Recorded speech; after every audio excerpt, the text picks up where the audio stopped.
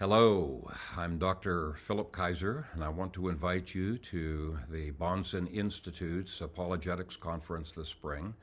The assignment that was given to me is to talk on epistemology. I know that epistemology seems like a very highbrow word, but it's simply asking the question, how do you know that you know, and can you justify that knowledge? Okay? And that question is not just a philosopher's question. It affects how you interpret everything: history, science, ethics, politics, even everyday life. And so don't worry, this conference will not be just for eggheads. It will introduce you to the incredibly practical apologetics of Dr. Greg Bahnsen. Greg Bahnsen loved to ask questions like this. Is it really necessary to start with the Bible in order to properly understand the War of 1812, or the chemical composition of water, or the laws of logic? And most people would say, of course not. That's ridiculous. After all, you don't need to cite Leviticus in order to be able to balance your checkbook, right? But here's the issue. There is no such thing as a brute fact. Every fact is interpreted within a worldview.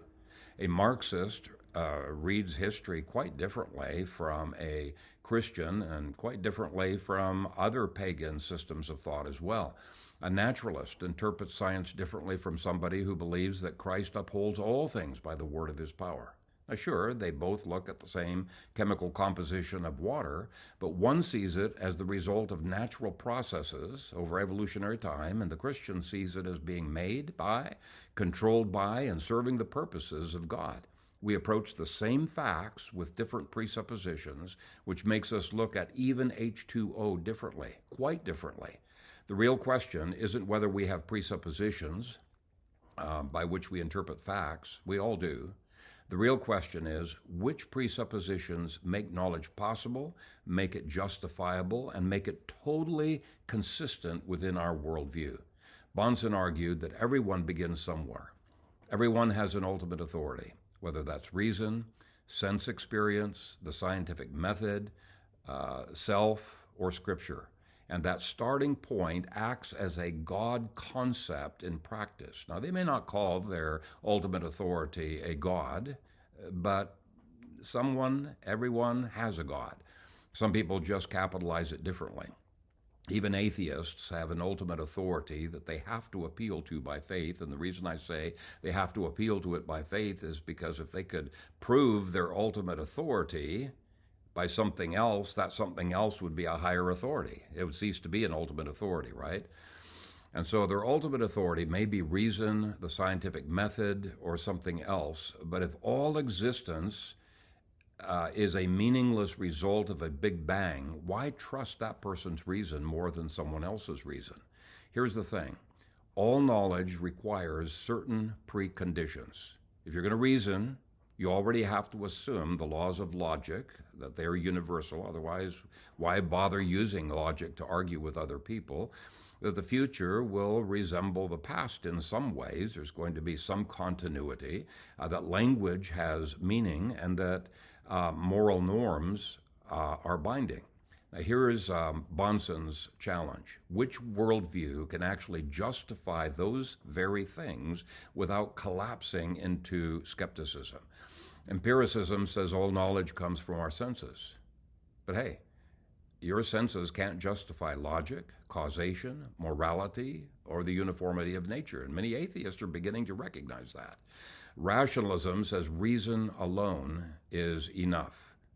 But whose reason? And how do you justify trusting a finite, fallen mind that has not taken into account every fact in the universe?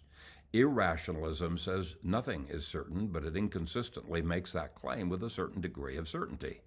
After all, it's a little bit hard to say nothing can be known for sure without sounding pretty sure, right?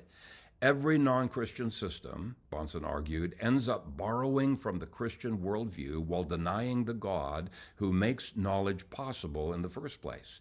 And this leads to Dr. Greg Bahnsen's transcendental argument, which is not that God is the best explanation, but that without the God of Scripture, intelligibility itself collapses. Now, you might find that hard to believe, but you'll have to come to the conference to see why that is indeed the case. If you remove God from your worldview, you don't just lose a few scattered theological footnotes. No, you lose the ability to explain why 2 plus 2 equals 4 today, tomorrow, 100 years from now, and here and everywhere else in the universe. You see, universals by their very nature require omniscience. And this is why Bahnsen insisted that the Scripture is not just one authority among many authorities. It is the foundation, the only authority that makes reasoning, science, ethics, and human experience coherent. And yes, that involves circularity, and that's one of the criticisms brought against us presuppositionalists.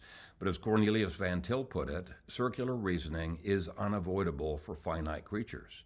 But there is a huge difference between a vicious circle that cannot account for universals and a comprehensive circle that can. You see, the only way to avoid circular reasoning would be to be omniscient. And if you're omniscient, then we probably ought to trade our speaking assignments, because I'm not omniscient either. But, and this is a very big but, I can appeal to the omniscience of the God who has revealed all of the axioms needed for 60 disciplines, and he has revealed them in the Bible. Since my entire worldview comes from God's revelation in the Bible, I can consistently claim that they are universal because they've been revealed by the omniscient God. And I can argue the impossibility of the opposite, and I can still show how I am 100% consistent with my presuppositions and within my own worldview. And the conference will explain how this is possible. Just to give you a hint, all the axioms of math, physics, logic, geometry, hermeneutics, and as I mentioned, 60 other disciplines have been revealed by God in the Bible.